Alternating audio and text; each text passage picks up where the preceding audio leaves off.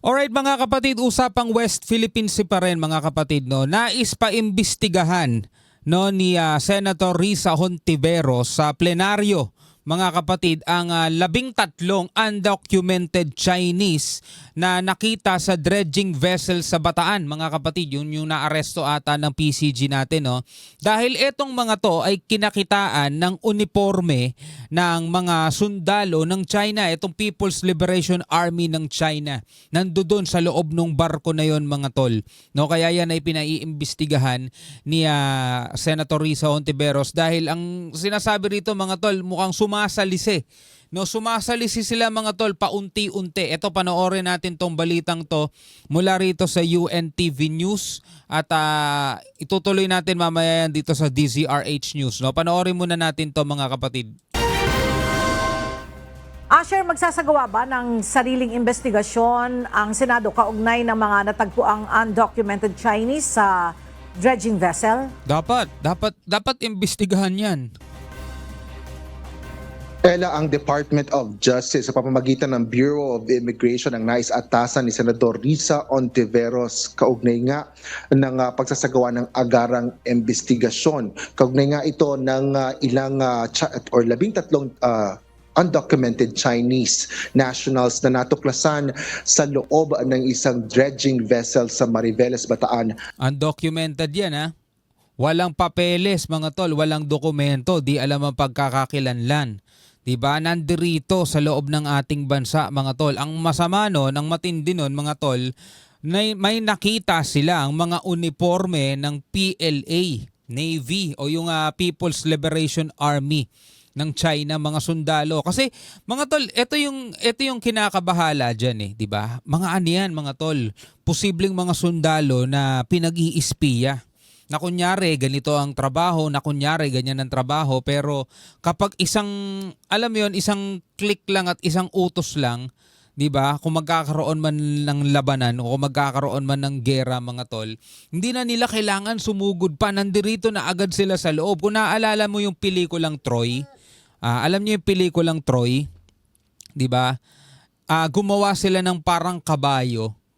Tas nakita ng hari, pinapasok doon sa kaharian. Doon pala sa loob ng kabayo na 'yon, mga to, yung Trojan horse, 'di ba, yung Trojan. Nandoon pala sa loob nun yung mga kalaban na mismo, yung mga kalaban nila. 'Di ba? Nandoon na pala sa loob 'yun. Pagsapit nung gabi, no, hindi na nagpakahirap pumasok yung mga kalaban. Nandoon na sa loob eh. O anong nangyari sa kanila mga tol? Sinunog.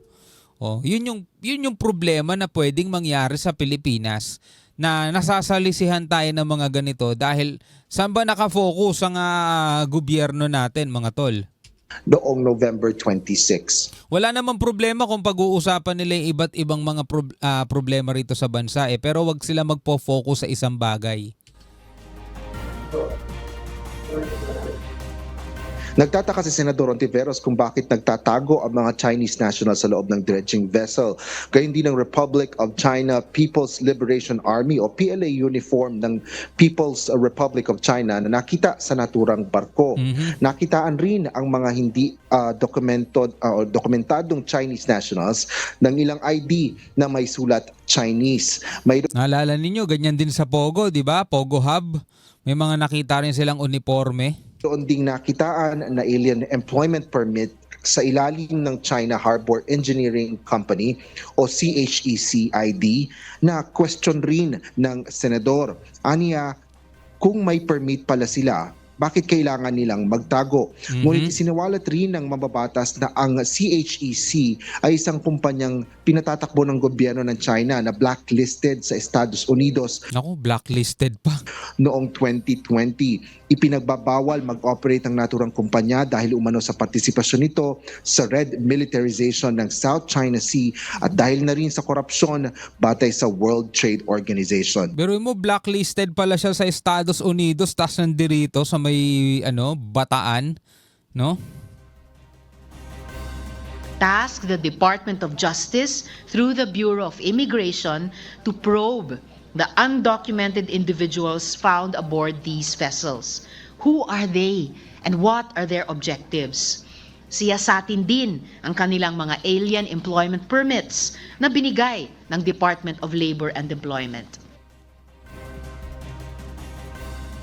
Ella, Grabe. bukod sa investigasyon ng DOJ at DI at iba pa nga ahensya, nais ding patingnan ni Senador Risa Ontiveros sa Department of Environment and Natural Resources ang mga pinsala na idinulot ng mga dredging operation sa kalikasan. Gayon Grabe, pati kalikasan natin mga tol, napipinsala. hindi ng pagrepaso sa mga kasalukuyang kasunduan kaugnay nga ng mga permit ng foreign entities na may kinalaman sa aktibidad sa ating karagatan. Binigyan Grabe na rin kasi talaga korupsyon. hindi na mababatas ang kahalagahan ng pagpapalakas ng maritime forces at intelligence agencies gaya ng Philippine Coast Guard.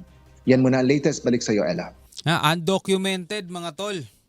'Di ba? Kulang ang dokumento, talagang walang dokumento mga tol. Yan ang problema. Yan ang problema, korupsyon eh. Korupsyon mga tol. Ito example ng korupsyon mga tol, no? Ito naman mula sa GMA. Ito ngayon ko lang nakita to mga kapatid. Alice Crescencio na nakalagay sa 3 resibo ng DepEd confidential funds, kini-question dahil magkakaiba ang pirma at address. Sabing ganun mga tol ha. Isang pangalan, magkakaibang address at pirma. Ito mga kapatid ang balita mula rito sa GMA. No? Ito panoorin natin to. At ito yung example na makikita nating maituturing mo talagang korupsyon dito sa Pilipinas. Samantala, walang birth record sa Philippine Statistics Authority, PSA. Undocumented din mga tol. Ang mahigit 400 pangalan tumanggap umano ng confidential funds ng Pucha. Mahigit 400 pangalan na tumanggap ng confidential funds, walang birth record. Mga totoong tao kaya itong mga tol? PSA.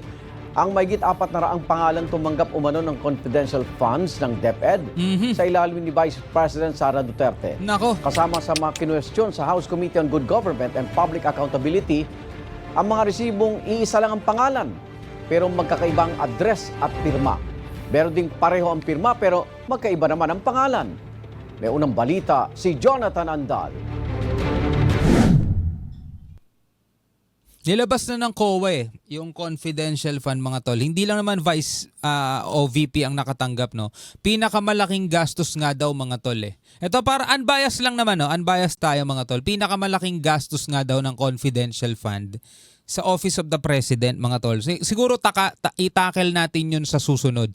Pero eto munang issue na to na mga nakatanggap daw ng confidential fund, iisa pangalan, magkakaiba ng pirma, magkakaiba ng address at walang birth record mga tol. Nakapangalan sa isang Alice Crescencio ang 3 resibo na ito pero ang pirma at address magkakaiba. Kinasali at Sheila naman ang mga resibong ito. Magkaiba ang pangalan pero pareho ang pirma. Mga bagong resibo ito na kini-question ng mga kongresista. Grabe. Magkaiba ang pangalan, iisa ang pirma. Tapos yun naman, magkakaisa ang pangalan, magkakaiba ang pirma. Langya. Medyo kalokohan na po ito. Ay itong mga taga-pirma o tagagawa nitong mga ARs na ito ay hindi coordinated. And because of this, Mr. Chair, I believe that this receipt was again merely fabricated. Base sa datos ng Philippine Statistics Authority, walang record ng kapanganak ng mahigit 400 pangalan na tumanggap ng confidential funds mula sa Department of Education sa ilalim ni Vice President Sara Duterte. DepEd, no? Department of Education. Sakit ng ulo ko sa mga ganyan.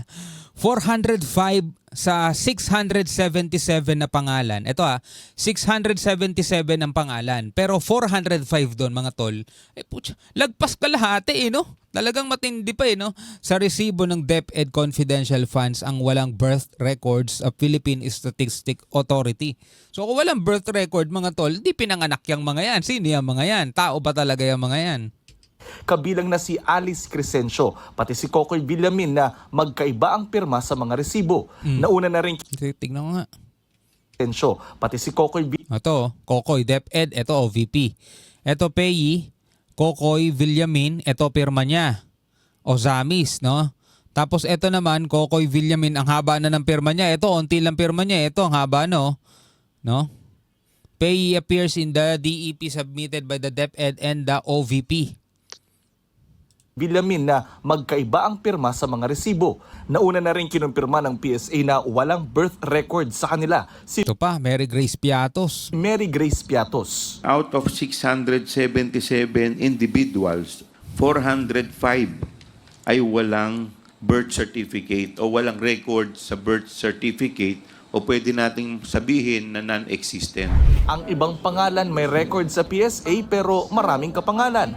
Nasa 612.5 million pesos na confidential funds ang hinahanap ng mga mambabatas kung saan ginastos. Sa ngayon, makaraan ng 8 pagdinig, tinatapos na muna ng komite ang investigasyon nila sa confidential funds ni VP Sara. Ito'y para bigyang daan muna ang impeachment laban sa bise na confidential funds din ang tinutumbok. Pero si Congresswoman Franz Castro kinwestiyon ang hindi pagpapatawag sa dalawang military colonel na pinagbigyan di umano ng daan-daang milyong pisong confidential funds ni Vice President Duterte. Bakit tinigil na natin doon? Hindi natin pinatawag yung dalawang security officer na involved o yung tumanggap. Nagsalita na rin po yung AFP na nagkakaroon na rin po sila ng internal investigation. Wala rin po akong tiwala na magkakaroon ng partial investigation patungo doon dahil alam naman natin, tauhan nila yung involved. Hindi ka rin naman katiwa-tiwala eh. Sinusubukan pa namin makuha ang panig ng AFP. Sabi naman ng BICE, makakahinga na ng maluwag ang staff ng dalawang tanggapan sa pagtatapos ng pagdinig ng komite ng Kamara. Wini-welcome din daw ng BICE ang paghahain ng dalawang impeachment complaint laban sa kanya. So, okay din yung impeachment case dahil ako lang yung ang tinitira nun, ako lang ang iniimbestigahan nun, ako lang ang inaatake ng impeachment case. Hindi nakasali yung mga kasamahan ko sa Office of the Vice President and yung mga dati kong kasama sa Department of Education. Masagot na ng final kung ano yung mga inaakusa nila sa akin. Kasama sa grounds ng mga impeachment complaint ang kinikwestyong paggamit ng confidential funds ng Office of the Vice President at ng DepEd, pati na ang mga naging pahayag ng BICE laban kina Pangulong Marcos, First Lady Liza Marcos at House Speaker Martin Romualdez. Sabi ni House Secretary General Velasco sa isang mensahe, posible raw na maghain ng ikatlong impeachment complaint ng isang religious group laban kay Vice President Duterte. Pero nangangamba ang ilang kongresista na baka kapos na sa oras para sa impeachment. Bukod sa Christmas break, malapit nang magsimula ang kampanya para sa eleksyon 2025. I agree with some of my colleagues position na medyo kukulangan ng oras. Remember, yung practicality nung time kasi, December ngayon. Ang concern ko talaga is yung time. Kung possible pa because of the time. Diba? We have to face reality. By next year, come February, national campaign na. By March, local campaign. Hawak pa rin ng Secretary General ng Kamara ang dalawang impeachment complaint na inihain laban sa BICE. Panawagan ng Makabayan Bloc na nag-endorso at nangangalap ng pirma para sa pangalawang impeachment complaint, bigyan ng pagkakataon ng impeachment.